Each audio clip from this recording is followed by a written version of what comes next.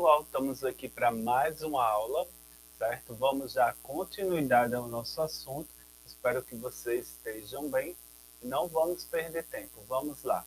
Então, hoje nós vamos dar prosseguimento ao assunto que nós já iniciamos, né, falando sobre a população brasileira. Então, nós vamos aqui dar continuidade. Deixa aqui o slide aparecer para vocês, só um segundinho. Já vai aparecer, pronto. Então hoje nós vamos falar sobre o ritmo acelerado de crescimento da população brasileira.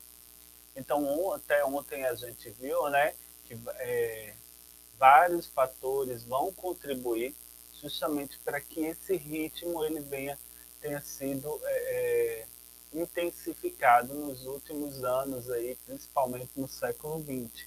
E aí depois nós no início do século XX. Já no final do século XX para início do século XXI, nós vamos ver que esse crescimento ele foi justamente aí minimizado. Vamos aqui dar continuidade para que a gente possa compreender. Só um minutinho. Então, ó, nós vamos ver aqui justamente sobre a queda acentuada na mortalidade no Brasil foi um fator determinante para o impulsionar o crescimento da população brasileira no século passado. Então, se morriam muitas crianças, tá? Então, justamente barrar esse número grande de mortalidade era fundamental. Então, a redução da mortalidade se deve principalmente às melhorias nas condições de saúde pública e a implantação de medidas sanitárias, como rede de esgoto, distribuição de água tratada. Além disso, pessoal, medicamentos mais eficazes, vacinas e ações preventivas de combate e controle de doenças como tuberculose, tétano, cólera, sarampo passaram a ser adotadas. Até então, essas outras doenças eram responsáveis pela morte de muitas pessoas no Brasil. Então, nesse momento, né, de pandemia que nós estamos vivenciando, né, nós sabemos que a vacinação ela é muito importante, né, porque ela vai nos preservar de nos contaminar. E além de todos os cuidados que nós devemos ainda ter, né, o uso de máscara, lavar sempre as mãos, né, usar álcool gel, então ter todos esses cuidados. Vejam que no passado essas medidas elas foram fundamentais e atualmente elas ainda são necessárias. Desse modo, um número crescente de pessoas que passou a viver principalmente nas cidades teve a possibilidade de usufruir de água encanada, rede de tratamento de esgoto, energia elétrica e também do acesso à educação. Isso se refletiu em uma melhoria na qualidade de vida das pessoas e na diminuição da mortalidade. Eu pergunto a vocês o seguinte: é, claro, nem todas as pessoas que vieram para a cidade elas tiveram acesso a essas melhorias, mas grande parte teve e isso foi fundamental. Então teve aqui, ó, tem aqui mais saúde, menos morte. Então, buscando diminuir a mortalidade e melhorar a qualidade de vida da população, o governo federal passou a partir aí do início do século XX a implantar campanhas periódicas de vacinação para a prevenção de doenças. Então veja, certo, que as campanhas de vacinação no Brasil, o Brasil é exemplo, né, da agilidade e que se vacina as crianças, a população geral. Não está acontecendo nesse momento, né? Mas vamos ter boas, vamos tentar ter esperança. Além disso, com a ampliação dos serviços de saúde oferecidos no país, muitos brasileiros tiveram mais acesso a hospitais, postos de saúde e assim atendimentos médicos, né? A implantação e o aumento de medidas sanitárias também contribuíram para a prevenção de doenças. Aí nós temos justamente, né, um panfletozinho da campanha de vacinação contra a poliomielite, né, o sarampo, em agosto de 2018, tá bom? Então, ó, o Ministério da Saúde em 2014 inseriu em 2014 a vacina de prevenção HPV, no calendário nacional de vacinação. A vacina é direcionada às meninas, né, de 9 a 14 anos e aos meninos de 11 a 14. O HPV é um vírus causador de graves doenças em mulheres e em homens também, entre elas o câncer. Então, provavelmente, alguns de vocês já até tomaram essa vacina, né? E por que a população brasileira está crescendo menos?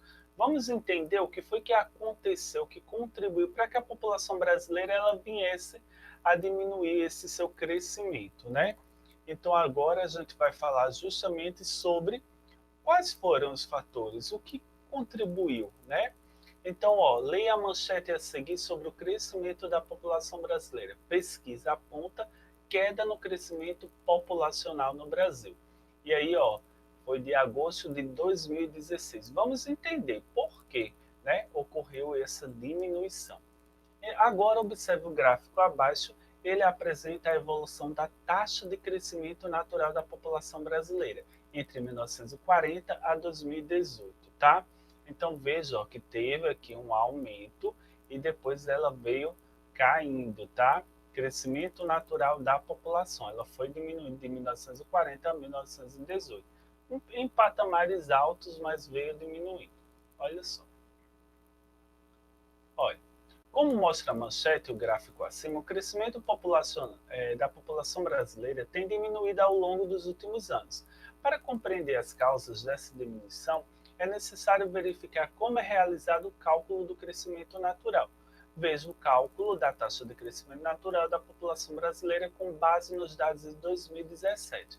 Então aqui nós temos a taxa de natalidade menos a taxa de mortalidade. Isso daqui dá a taxa de crescimento natural de 7,44. A partir da década de 1990, o crescimento natural da população brasileira começou a diminuir. A mudança da estrutura familiar brasileira foi um dos fatores que influenciou a diminuição do ritmo do crescimento natural da população. Por isso, podemos afirmar que a população brasileira continua crescendo, porém, num ritmo mais lento, né? Então, aqui, você pode verificar a taxa de natalidade, né? De 1950 a 1950 a 2018, ela foi caindo, né? Tá vendo? Vamos ver aqui. Olha, a mudança na estrutura familiar ocorreu porque o perfil das famílias, que até o início do século XX era marcado em geral por um grande número de filhos, passou a ser substituído ao longo deste século por famílias cada vez menores. Então, se você você pode olhar aí para os seus avós, com certeza eles tiveram um número bem, né, elevado de filhos. Tem algumas famílias que tiveram aí 11, 12 filhos. Então esse número vem caindo. Então olhe para a estrutura familiar da sua casa. Com certeza seus pais tiveram 1, 2, né, no máximo 3 ou 4. Então o número de filhos vem crescendo, vem diminuindo. Então total de filhos aí por mulheres. Em 1960, as mulheres tinham aí de 6 filhos em média. Um número bastante elevado, né? Em 1980, as mulheres tinham 4 filhos em média. Já em 2000, as mulheres tinham de 2 filhos em média, 2 a 3 filhos. Já em 2020, as mulheres terão aí, no caso, tiveram, né, um filho, né, em média. Não tem um filho e meio, não. Então, um filho em média, tá ok? Olha, entre os principais fatores que foram responsáveis pelas mudanças nessa estrutura familiar brasileira e, consequentemente, contribuíram aí para a queda do crescimento natural da população, estão as transformações econômicas que ocorreram no Brasil a partir do final do século passado. Vamos entender isso daí. Com o processo de industrialização do país, muitas famílias elas passaram a viver em áreas urbanas, enfrentando um aumento significativo dos gastos familiares, como alimentação, saúde, educação e transporte. Né? Tudo no Brasil está muito caro, né, atualmente. Então, imagine aí você ter vários filhos. Então, você muitas vezes não tem condições de dar uma educação boa, né? A questão de transporte, alimentação, tudo isso é muito caro. Diante dessa nova realidade, as pessoas que se viram obrigadas a optar por um planejamento familiar, reduzindo o número de filhos, tá ok? Então, se antes essas famílias eram bem numerosas, atualmente as famílias são menores. E outro também fator que contribuiu foi a difusão aí dos métodos anticonceptivos, né? Os anticoncepcionais, que foi uma das principais alternativas adotadas pelas famílias brasileiras aí para ter o controle nesse número de filhos. Essas medidas interferiram no ritmo de crescimento natural da população. E aí você vê uma família, né, no máximo aí o pai, a mãe e 2 filhos. Além disso, muitas mulheres também passaram a participar mais intensamente do mercado de trabalho, sobretudo aí para ajudar na renda familiar, deixando assim de se dedicar exclusivamente ao trabalho domiciliar. Dessa forma, há mulheres que assumem igualdade com os homens, né, muitas vezes as responsabilidades de sustento de suas famílias. Então, muitas mulheres são responsáveis aí pelo sustento de suas famílias, né? Então elas têm que realmente trabalhar, estar inserida aí no mercado de trabalho. E aqui nós vemos essa fotografia, ela é bem significativa, né? Que é a mulher trabalhando aí como motorista, né, no transporte público em São Paulo. É uma profissão que durante muito tempo ela foi exercida exclusivamente aí por homens. Então a gente já vê mulheres ocupando lugares que antes eram impensáveis. E isso é muito bom. Olha só. E agora aqui nós vamos falar sobre a pirâmide etária brasileira. Nós vamos entender como é que está a pirâmide etária brasileira. Essa pirâmide, a gente vai verificar, né? O topo é largo, né? Ou a base é mais larga. Vamos ver como é que está essa pirâmide. Então, os milhões de habitantes que compõem a população brasileira são homens e mulheres, em diferentes fases da vida, crianças, jovens, adultos e idosos. Essas informações podem ser retratadas e mais bem visualizadas em um gráfico que é chamado de pirâmide etária.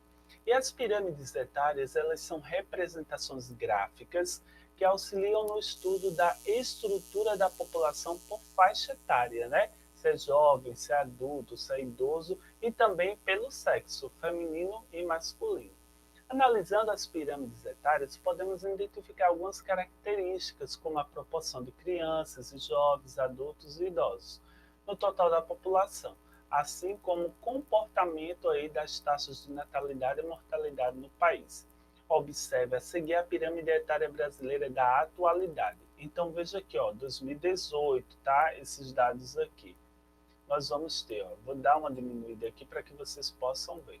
Então, ó, nós temos aqui, né, homens e mulheres. Veja que a base da pirâmide ela vem diminuindo, tá vendo?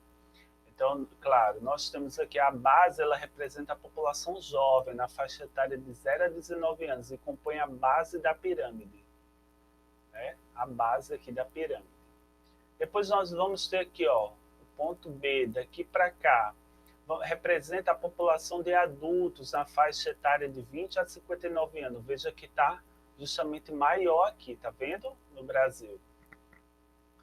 Forma a parte intermediária aí da pirâmide. E nós vamos ter aqui o ápice, né, o topo aqui, representa a população idosa, ou seja, a idade superior a 60 anos constitui o topo da pirâmide. Veja que nós temos aí um número de mulheres maior que homens, né? Então os homens muitas vezes né, chegam a falecer primeiro, justamente por causa de questões, né, de violência, de trabalho, e algumas coisas nesse sentido aí, às vezes não se cuidam tanto como deveriam. Então a gente vai ter aqui um número maior de mulheres, certo?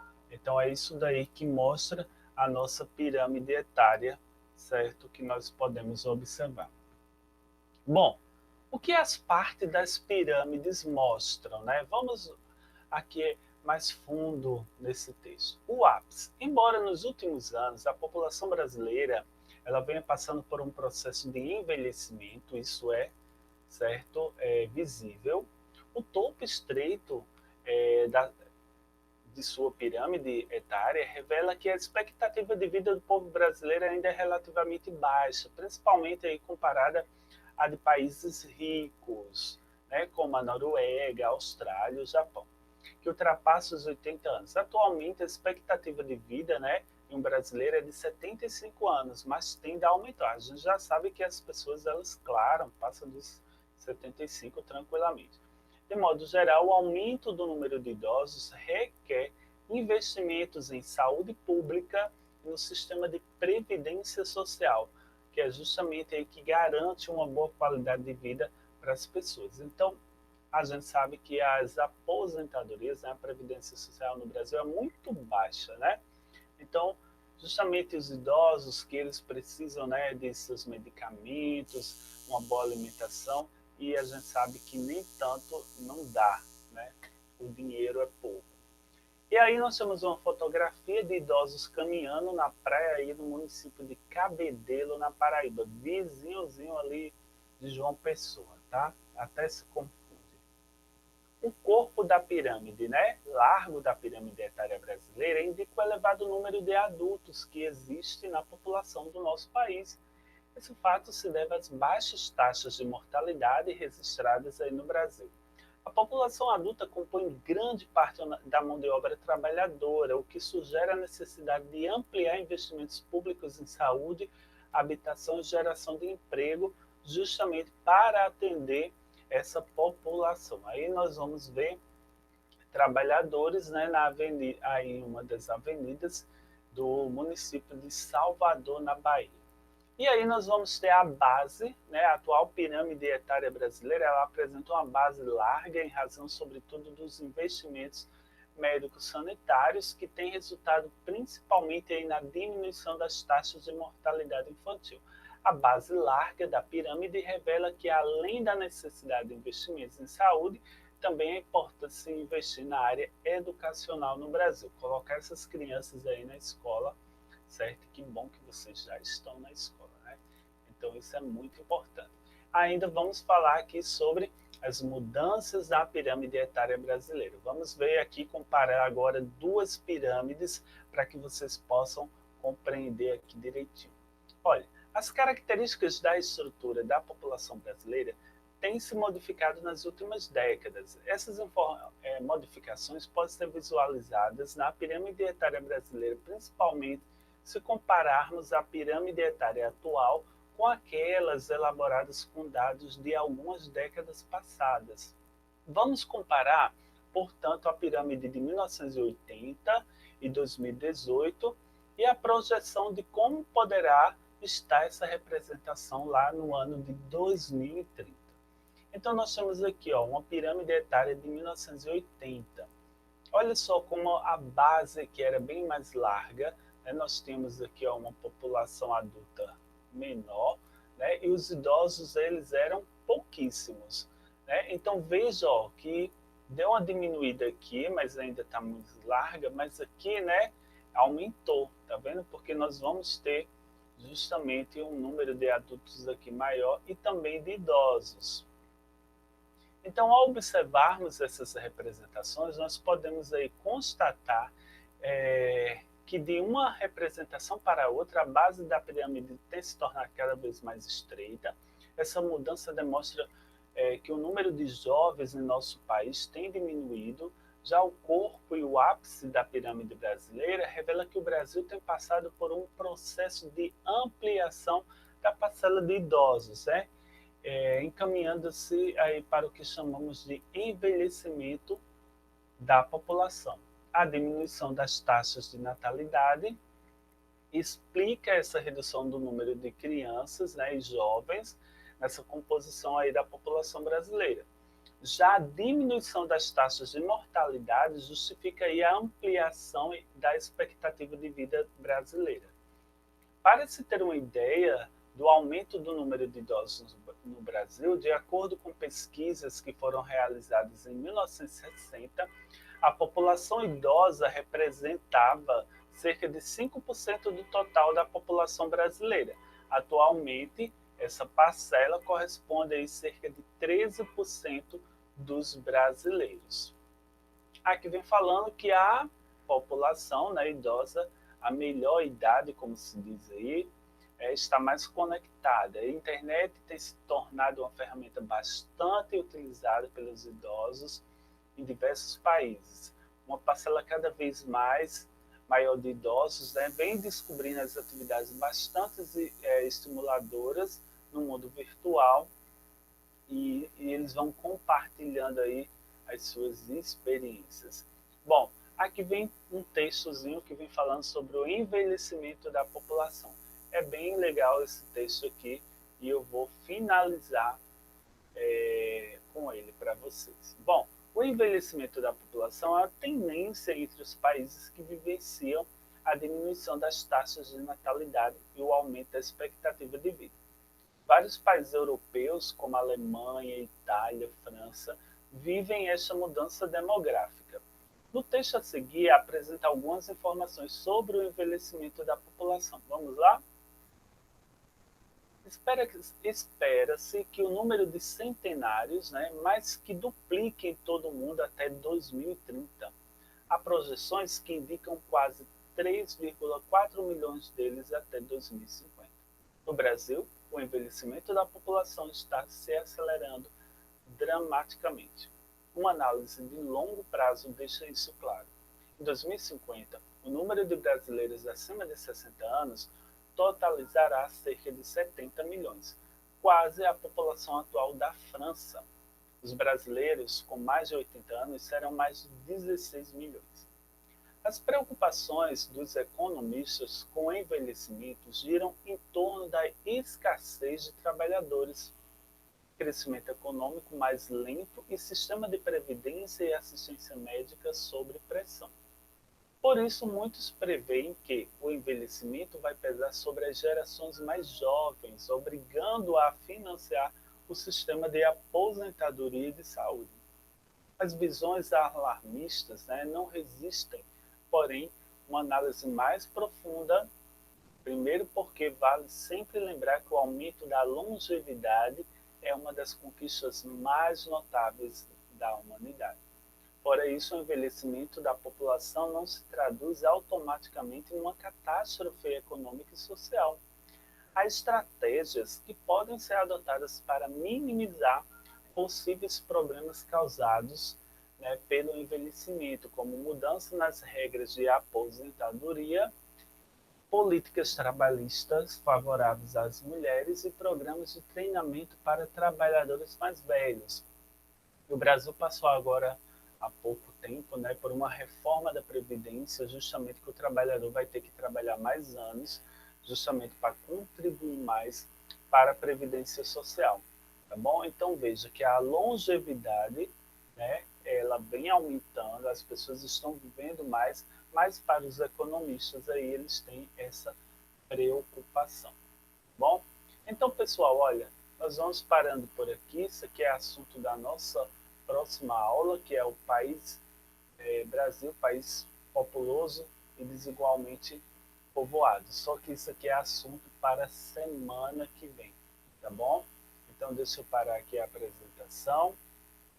Agora você vai justamente fazer a sua atividade referente ao assunto que nós acabamos de estudar, tá bom? Até a nossa próxima aula.